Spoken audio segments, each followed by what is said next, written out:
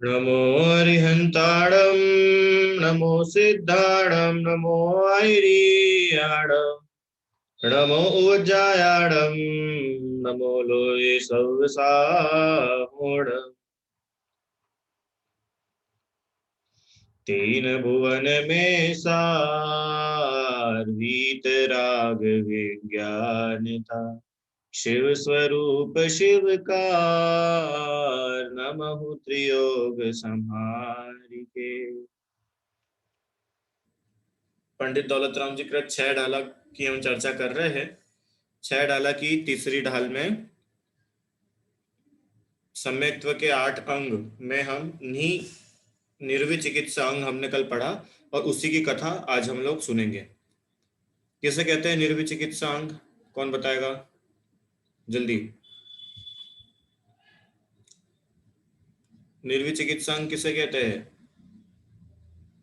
क्या बात है, आपको पता ही नहीं चला अभी तो? अपन फिर कहानी पोस्टपोन कर आज वापस थोड़ा निर्विचिकित्सा के बारे में पढ़े। श्रेष्ठ, मोक्षी, अर्घ्य, आर्जव, अरम भाई, किसको बोलते हैं निर्विचिकित्सा अंग? नहीं मालूम तो हैंड रेस करो ना भाई, जिस जिसको पता है अपने हाथ तो ऊपर करो, पता चले। बाकी किसी को भी नहीं आता निर्विचिकित्सा मतलब?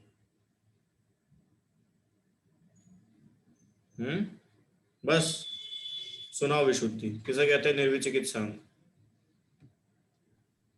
सर जिसे हमारे धर्मात्मा या किसी से भी मतलब घृणा नहीं करना। ठीक है। नवदा?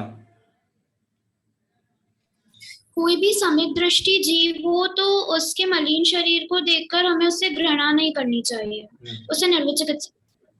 सम्यक दृष्टि नहीं, किसी को भी देख करके, उसमें साधर्मी दिया है, मुनिराज दिया है, पर ऐसा नहीं कि सम्यक दृष्टि हो तो हम घृणा ना करें और मिथ्या दृष्टि से घृणा कर सकते हैं, ऐसा नहीं है। कोई भी जीव हो साधारण, किसी भी जीव को देख करके हमारा मन नहीं बिगाड़ना, हमारे परिणाम नहीं बिगाड़ना, ठीक है? बाकी लोग श्रेष्ठ, अपूर्व, तुम लोगों को नहीं आता है? और हम? हाँ भाई, हाँ भैया। भैया जैसे कोई हमारे मुनिराज जी कोई पूछ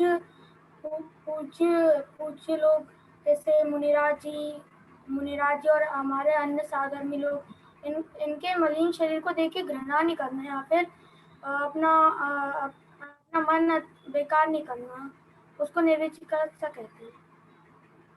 ठीक है।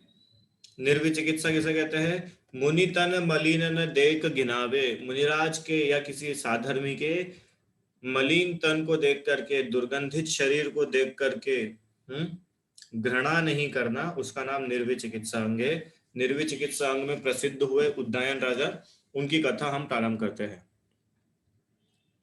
है ना? तो ये बात कहाँ की है कि अभी अपन उद्दायन राजा के पहले चलते हैं सौधर्म स्वर्ग में। सौधर्म स्वर्ग माने पहला स्वर्ग। 16 स्वर्ग होते हैं ना, तो 16 स्वर्ग में जो पहला स्वर्ग उसका नाम है सौधर्म।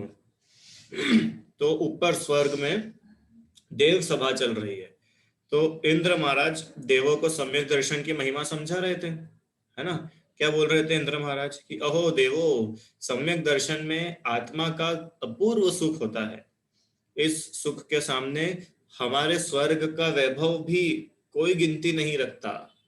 कौन बोल रहा है? इंद्र महाराज दूसरे देवों से बोल रहे हैं चर्चा करते हुए कि सम्यक दर्शन का सुख तो इतना बढ़िया है कि हमें इस स्वर्ग की विभूतियों में भी वो सुख नहीं मिलता है जो सुख सम्यक दृष्टि भोगता है।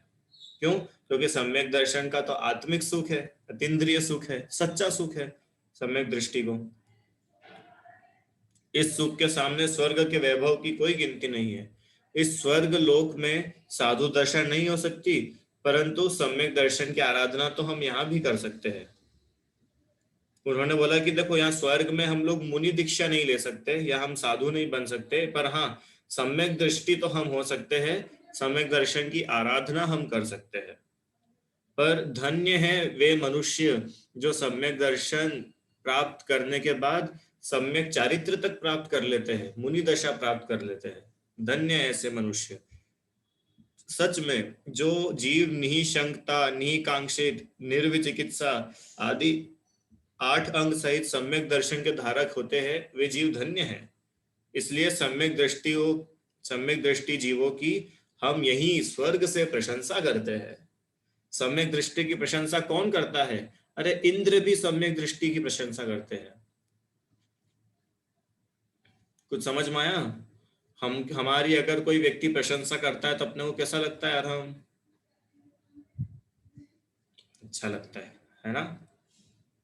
तो वो क्या प्रशंसा करेगा? ये बहुत अच्छा है, ये पढ़ाई में बहुत अच्छा है, ये गाता बहुत अच्छा है, ये डांस बहुत अच्छा करता है, अरे ये तो बहुत सुंदर लड़का है, हाँ ये तो, अरे इसकी तो क्या बात करे, ये तो इतना माहिर है। क्यों? किसी को भी झट से उल्लू बना करके निकल जाता है, तो अपने को उनकी प्रशंसा अच्छी लगती है ना? और वाह मेरी तारीफ हुई, मेरी तारीफ हुई। वो बोल रहे हैं कि सम्यक दृष्टि की तारीफ तो कौन करता है? अरे स्वर्ग के देव भी जिसकी तारीफ करते हो। और कौन जो तारीफ की इच्छा करता है कि नहीं करता? नहीं करता। कितनी गजब की बात है। अपन तो इच्छा कर करके थक जाते, कोई मेरी तारीफ करे, अरे मेरी तारीफ ही नहीं हो रही, मैंने इतना अच्छा प्रोजेक्ट बनाया, मैम ने पूरी क्लास के सामने तारीफ भी नहीं करी, कितना डेकोरेशन किया था विशुद्धि, और मैम ने तो 2 शब्द तारीफ के भी नहीं बोले। हाँ, हम लोग तो तारीफ की इच्छा कर करके रह जाते और तारीफ मिलती नहीं। और सम्यक दृष्टि तारीफ चाहता नहीं, सम्यक दृष्टि प्रशंसा चाहते नहीं, और स्वर्ग के देव उनकी प्रशंसा करते हैं। यह है सम्यक दर्शन की महानता। भगवान जिसकी प्रशंसा करे, अरे आचार्य जिसकी प्रशंसा करे, अमृत चंद्र कुंद कुंद आचार्य जैसे आचार्य महान आपकी और हमारी प्रशंसा करते हैं। किसकी प्रशंसा करते हैं? इस शरीर की नहीं, आत्मा की प्रशंसा करते हैं। आत्मा प्रसिद्धि, आत्मा की प्रसिद्धि। ठीक है, तो ऐसे सम्यक दृष्टि जीवों की प्रशंसा हो रही है और स्वर्ग की चर्चा चल रही है। तो वो बोले इंद्र महाराज कि इस समय कच्छ देश में उद्दायन नामक राजा अभी सम्यक दृष्टि है, क्योंकि देव है ना, देवों को अवधि ज्ञान रहता है, तो उन्हें पता चल जाता है कि भैया ही सम्यक दृष्टि और नॉट। तो इंद्र ने अपने अवधि ज्ञान से जाना कि इस समय एक उद्दायन नाम के राजा है, वह सम्यक दृष्टि है, सम्यक दर्शन से सुशोभित है। हाँ, और सम्यक दर्शन के 8 ही अंग और विशेष करके निर्विचिकित्सा अंग तो वो बहुत दृढ़ता से पालते हैं। तो बाद में बोलते हैं कि मुनिवरों की सेवा में वे इतने तत्पर है कि कैसे भी रोग आदि हो जाए तो भी वो जरा भी घृणा नहीं करते, और बिना घृणा के परम भक्ति से मुनिराज, आरिका, श्रावक, शाविका सभी धर्मात्माओं की खूब सेवा करते हैं। राजा बिना घृणा के सेवा करता है, राजा बिना घृणा से सेवा करता है। बताओ, राजा सेवा करता है, राजा किसकी सेवा करेगा? अरे धर्मात्मा की हर कोई सेवा करता है। कौन मूर्ख होगा जो धर्मात्मा की सेवा करके अपने आप को पवित्र ना करना चाहता हो? हाँ, इतने सारे वो है ना, आपने मदर टेरेसा का नाम सुना होगा कभी स्कूल में? मदर टेरेसा का नाम, वो कितनी सेवा करती थी सभी की, कोई बीमार हो, कोई रोगी हो, कोई अनाथ हो, कैसी भी बीमारी हो वो उसकी सेवा करती थी। बताओ, वह महिला या कोई भी व्यक्ति किसी की उल्टी साफ कर रहा है, हाँ, सेवा के भाव से वो किसी की मल को साफ कर रहा है, बताओ उसका हाथ पवित्र है कि अपवित्र है? अरे वो सेवा करने वाले के हाथ पवित्र है, जो किसी की अशुचिता को मिटा रहे हैं।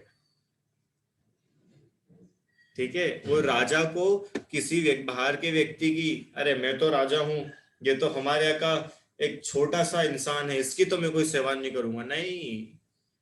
सम्यक दृष्टि के मन में घमंड नहीं होता। क्यों घमंड नहीं होता? क्योंकि वो सभी को आत्मा देखता है, ना वो अपने आप को राजा देख रहा है, ना वो सामने वाले को प्रजा देख रहा है। मैं भी आत्मा, वो भी आत्मा, तो हो गए ना दोनों बराबर। फिर दोनों बराबर है तो मान कषाय कैसे रहेगी? और जब मान कषाय ही नहीं है तो फिर निर्वित चिकित्सा बहुत आसानी से हो जाएगा, है कि नहीं? धन्य हो, ऐसे उनकी जय जयकार स्वर्ग के देव कर रहे हैं। राजा के गुणों की ऐसी प्रशंसा सुनकर वासव नामक एक देव के मन में उन्हें देखने की इच्छा हुई और वह स्वर्ग से उतरकर मनुष्य लोक में आया। एक देव था जिसका नाम था वासव, वासव नाम का देव। उसकी इच्छा हुई कि अरे वाह, इतने अच्छे सम्यक दृष्टि जो इतनी सी भी घृणा मन में नहीं करते और हर किसी की सेवा करते, मुझे उनको देखना है। तो उनको देखने की इच्छा से वह देव स्वर्ग से मनुष्य लोक में आया। अब यहाँ पर क्या चल रहा है? यहाँ पर वो देव ने क्या देखा? यहाँ पर वो क्या हुआ कि वह देव मनुष्य लोक में आया और उसके बाद में क्या होता है वो अब आपको आगे की बात बताते हैं। उदयन राजा अपने दोनों हाथ जोड़ करके रानी के साथ में खड़े होकर के बहुत भक्ति भाव पूर्वक मुनिराज का पड़गान कर रहे हैं। हे स्वामी नमोस्तु नमोस्तु, हे स्वामी मन शुद्धि, वचन शुद्धि, काय शुद्धि, आहार जल शुद्धि, हमारे यहाँ भोजन के लिए पधारे, नमोस्तु। ऐसे धन्य धन्य मुनिराज की जय जयकार करते हुए उदयन राजा अपनी रानी के साथ में मुनिराज का पड़गाहन कर रहे थे, है ना। और फिर क्या हुआ कि मुनिराज राजा के यहाँ पर आहार के लिए पधारे और मुनिराज का आहार प्रारंभ हुआ। तो राजा और रानी दोनों, देखो सामने फोटो दिख रहा है ना, इसमें फोटो नहीं है, अच्छा यहाँ पर है, ये है ना। ऐसे राजा और रानी वे दोनों क्या है, मुनिराज को आहार दे रहे हैं, है ना।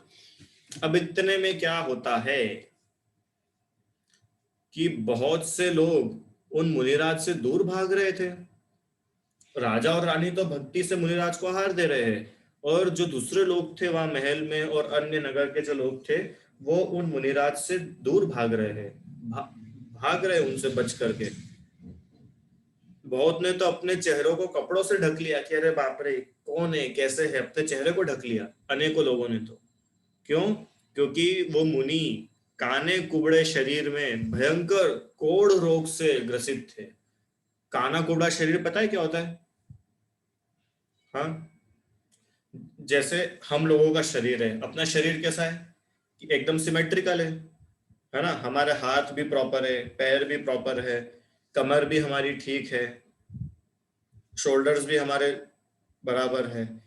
पर ये काना कुबड़ा शरीर मतलब जिस शरीर का कोई शेप ही नहीं है, ऐसी पीठ यूं निकली हुई है, हाँ, मुंह ऐसा टेढ़ा हो, हाथ ऐसे कुछ और ही जा रहे हो, ऐसा अजीब सा ही शरीर, मतलब कोई जिसका शेप ही नहीं, ऐसा शरीर उन मुनिराज का था। बताओ ऐसा शरीर वाले कोई मुनि हो सकते हैं क्या? हाँ हो सकते हैं, बिल्कुल हो सकते हैं। अरे ऐसा शरीर वाला कोई भगवान बन सकता है क्या? भगवान तक बन सकता है। लोगों को दावा रहता ना, मेरी बहुत छोटी हाइट है, अरे छोटी हाइट वाला भगवान बन सकता है। मैं बहुत काला हूं, कोई बात नहीं, काला भी भगवान बन सकता है, ठीक है। तो भाई मुनिराज का शरीर ऐसा था। और पता है उनके शरीर में क्या था? उनको कोढ़ रोग हो रहा था। कोढ़ रोग पता है क्या होता है? कोढ़, सिद्ध चक्र की कहानी सुनी आपने, मैना सुंदरी वाली कहानी। श्रीपाल को कोढ़ रोग था, सुनी आप लोगों ने? कोढ़ एक बीमारी होती है जिसमें पूरे शरीर में क्या होता है, पस निकलता है, पूरे शरीर से पीप बाहर निकलता रहता है, शरीर में से खूब बदबू आती है, ये मानो शरीर में से कीड़े बाहर निकल रहे हो, ऐसा पूरा शरीर हो जाता है, खूब दुर्गंध उस शरीर में से आती है और अति भयानक पीड़ा देने वाली वो बीमारी है कोढ़ रोग। अभी भी होता है, आप लोग चाहो तो मैं आपको उसकी कुछ फोटोज दिखाऊं क्या? देखना है? देखो आपको दिखाते, एक सेकेंड।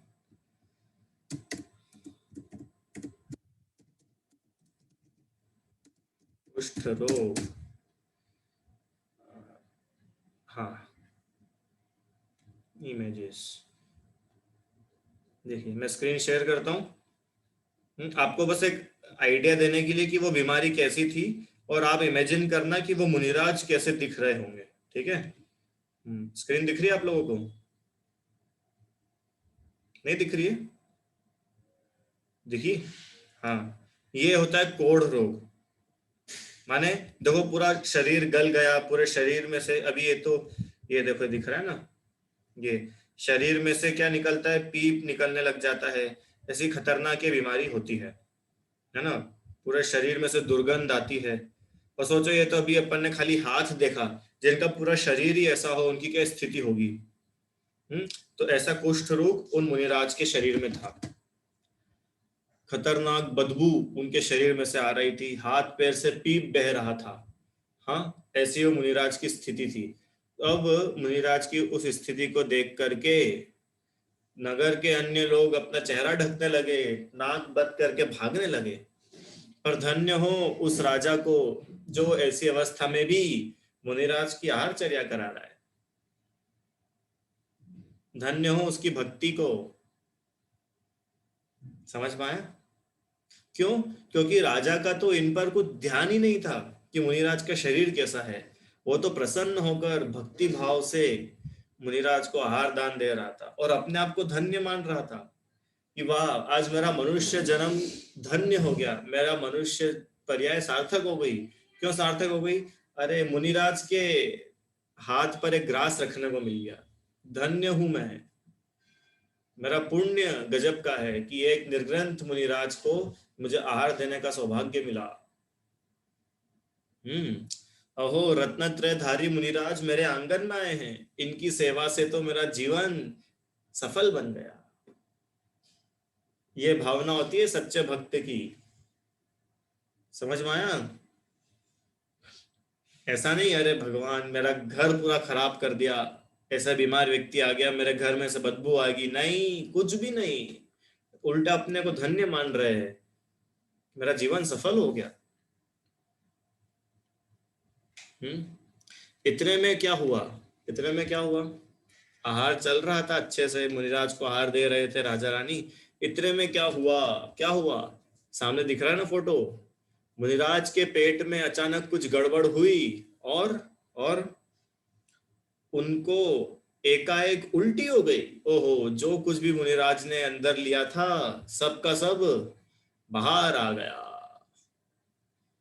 सोचो, आप सामने मुनिराज को आहार दे रहे हो, आपका हाथ आगे है मुनिराज को आहार देने के लिए, और मुनिराज ने उल्टी कर दी।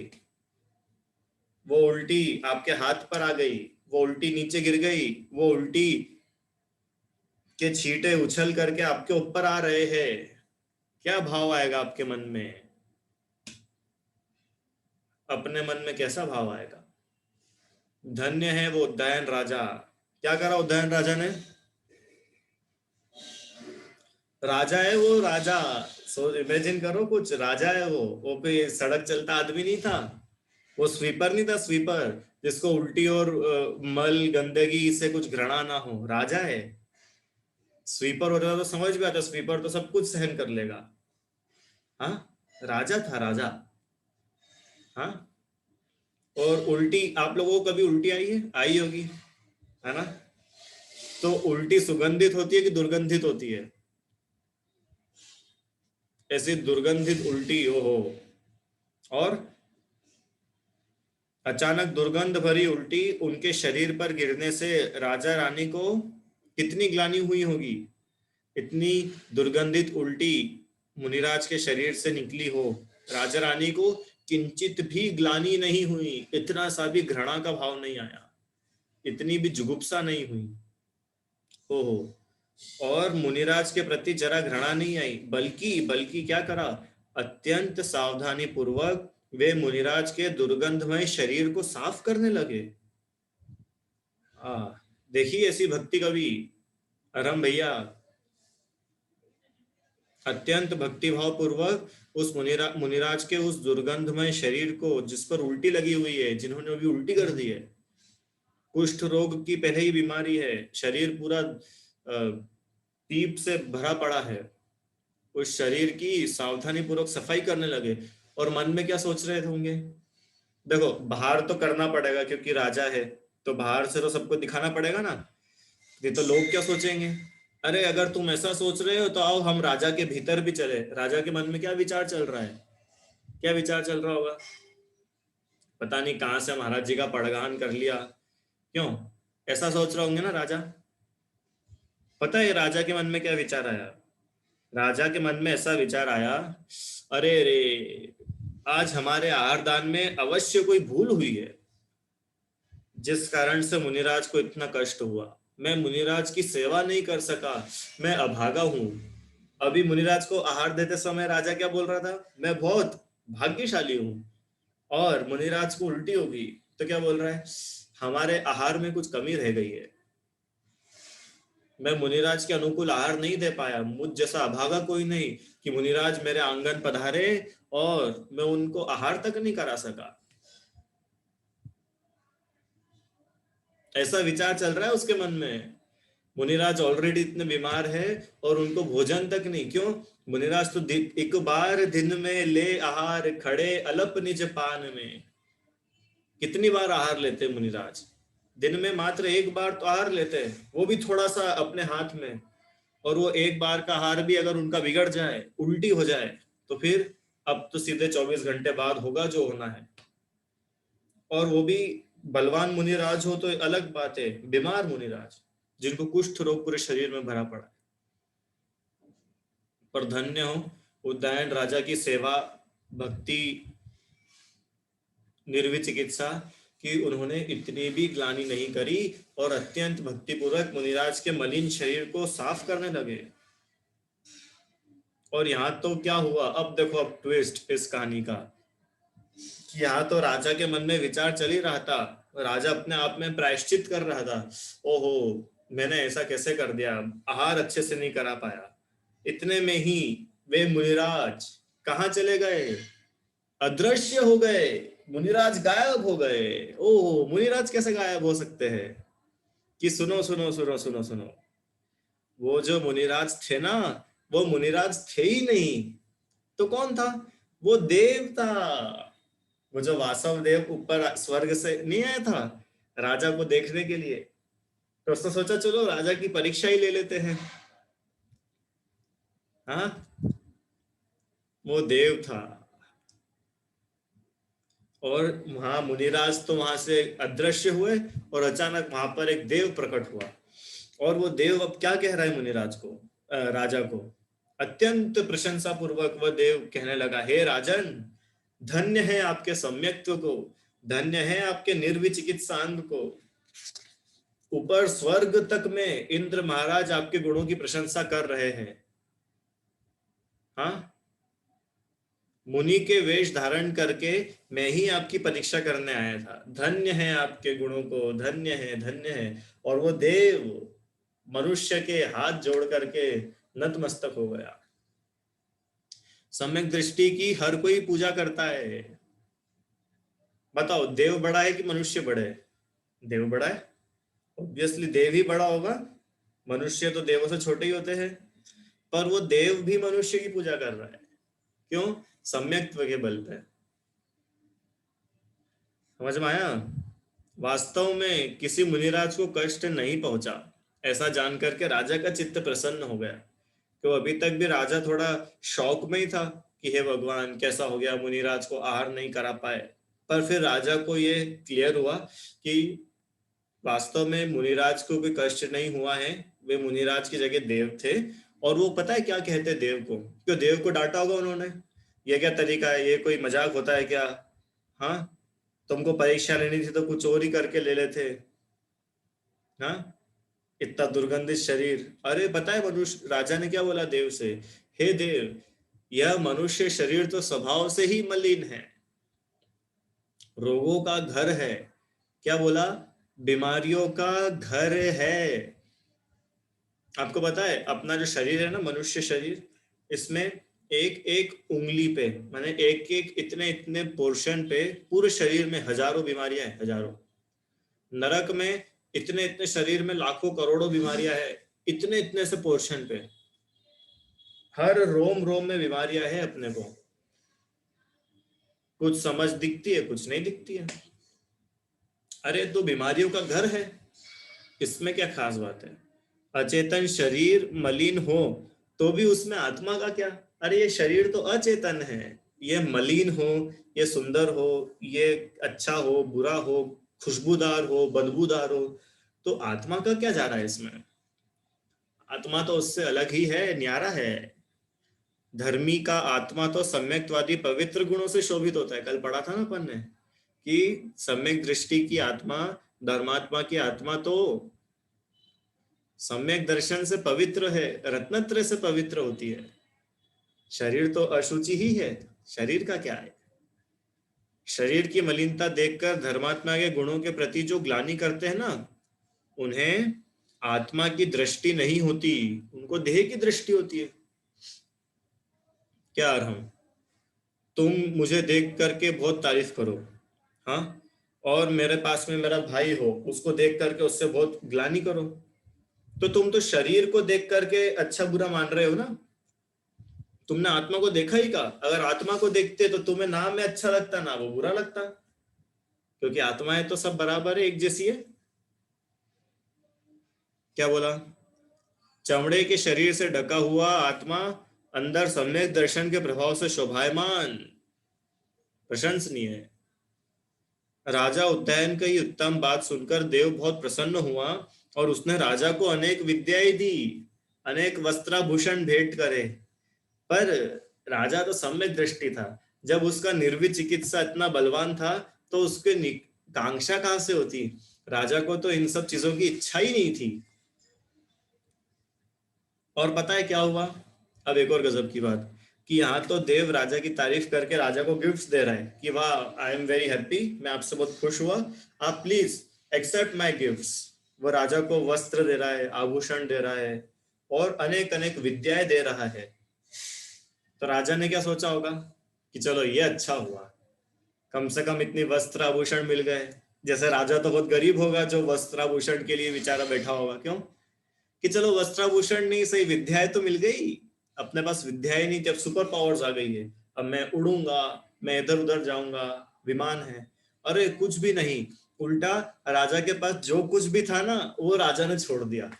मतलब अरे राजा महावीर भगवान के समूह शरण में गया और वहां उसने दिगंबर दीक्षा धारण करी। ओ, दीक्षा धारण कर ली राजा ने, उद्दयन राजा ने, और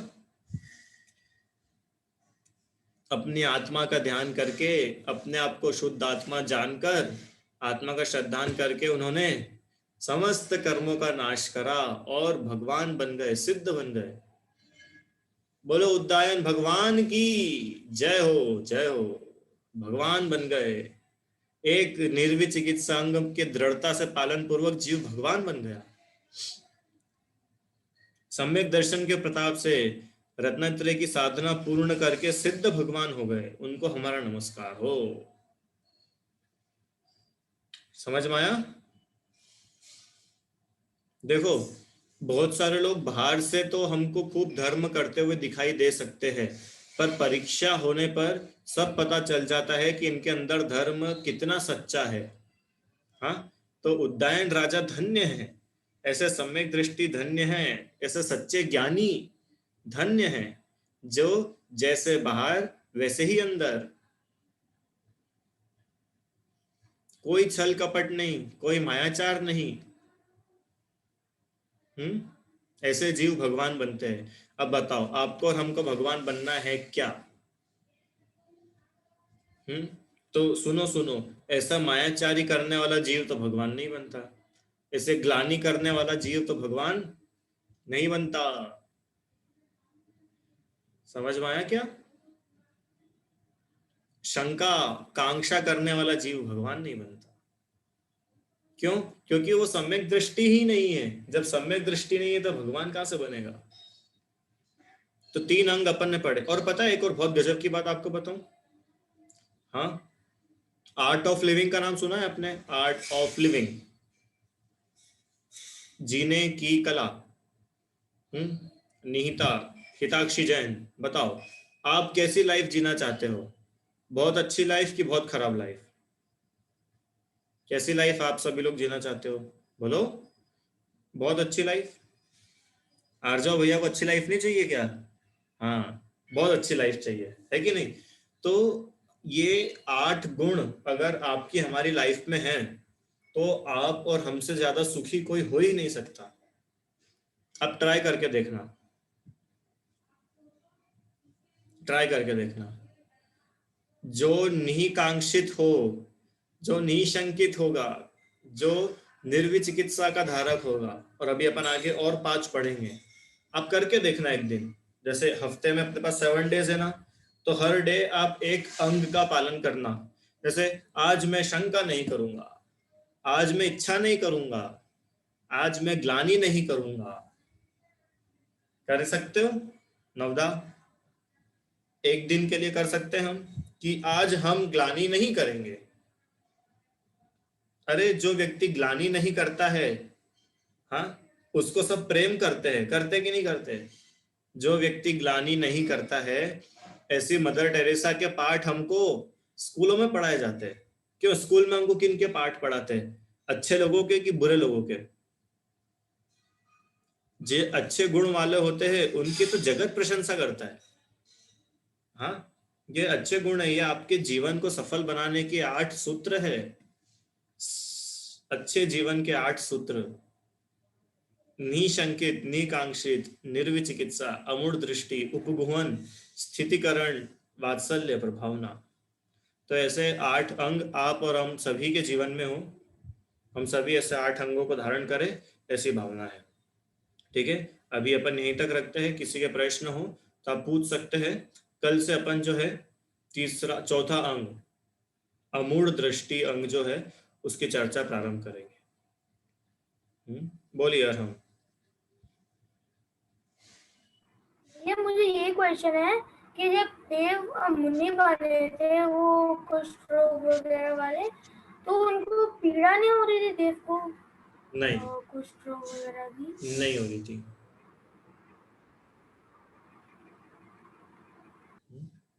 बोलिए रीता जी।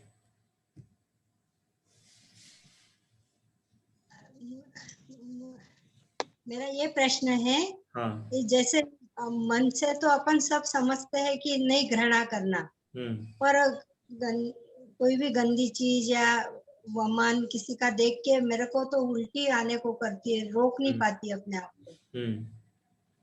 तो क्या मैं नहीं पालन कर पाऊंगी निर्विचिकित्सा अंग का? अरे बिल्कुल कर सकते हो, क्यों नहीं कर सकते? सब कर सकते हैं।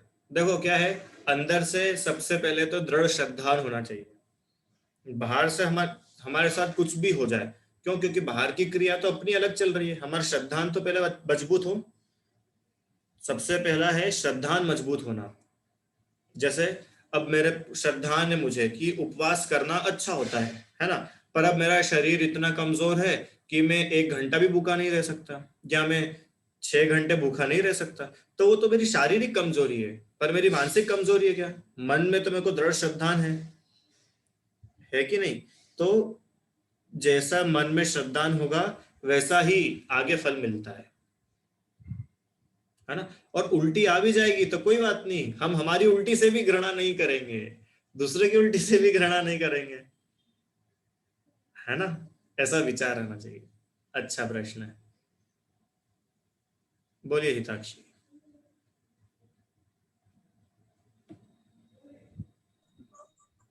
सर, जब देव कुष्ठ रोग और सारे मनुष्य का शरीर लेकर आया था, तो क्या उस टाइम पे उस देव को उसका दर्द नहीं हुआ होगा?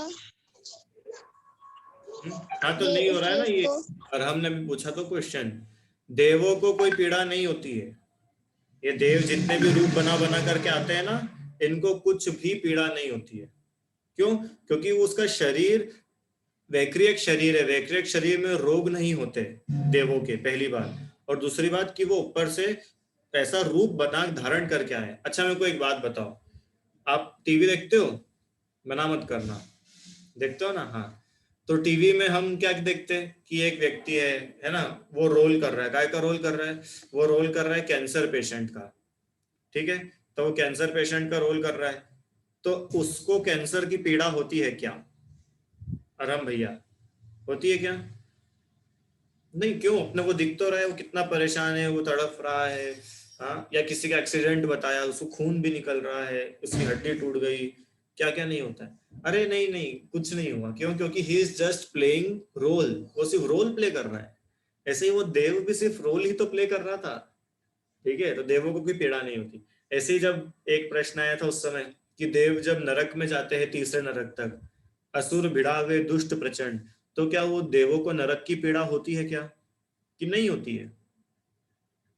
नरक की दुर्गंध से उनको कोई परेशानी नहीं, नरक में बिच्छू सहस डसे नहीं तीसरो, उससे उनको कोई दिक्कत नहीं होती, देवों को पीड़ा नहीं होती। तो कोई देव मूर्ख थोड़ी ना है कि उसको पीड़ा होगी फिर भी वो वहां पे जाएगा। थोड़ा सोचो कि उसको अगर पीड़ा होगी तो वो क्यों जाएगा नरक में, है ना? तो देवों को कोई पीड़ा नहीं होती नरक में भी। बोलिए।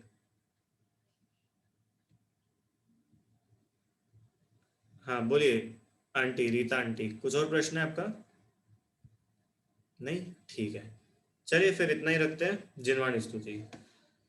निज निधि निज में बताई, यह अनंत उपकार है, इसके लिए जिन वाणी माँ को वंदना शत बार है। नौवर्ण।